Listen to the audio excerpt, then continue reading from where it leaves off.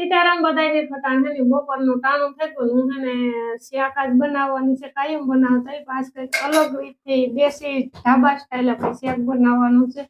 ને હરીગવાનું શાક બનાવવાનું છે જો હિંગુ બફાઈ ગયું ને આ બધા મરી મસાલા છે ટમેટું ડુંગળી માંડવીના બી ને તલ બે એકે ને ભૂકો કરી નાખ્યો મિક્સરમાં ને આમાં છે લહણ ને મરચાની ચટણી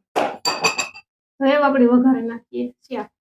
પેલા આપણે નાખી દઈએ જીરું પછી ડુંગળી સતળાઈ જાય ને પછી નાખવાનું છે ટમેટા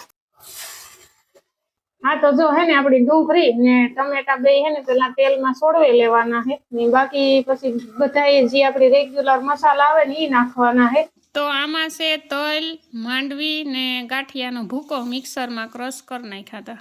બધું અહીંયા રૂપારું સડે છે ને એકદમ ગ્રેવી થઈ જાય ને પછી હિંગુ હાવ છેલ્લે નાખવાની નકર હિંગુ કરે તો બાફે ગળતા હોય પછી મરચી નાખી દઈએ તો હાવ સૂંદો થઈ જાય મારે કીધે હિંગુ થોડી વધારે બફાઈ પડી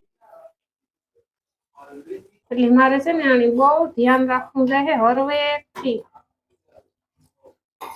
તો આપણું દેશી ઢાબા સ્ટાઇલ શાક બનીને થઈ ગયું છે તૈયાર તમે જોઈ શકો કેટલું રૂપારું ગ્રેવી વાળું બન્યું તે ઝટઝટ પાણી તગારા મૂકી દઈએ તો ઝટઝટ ખરે જાય તો ઝટઝટ ખાવા મળીએ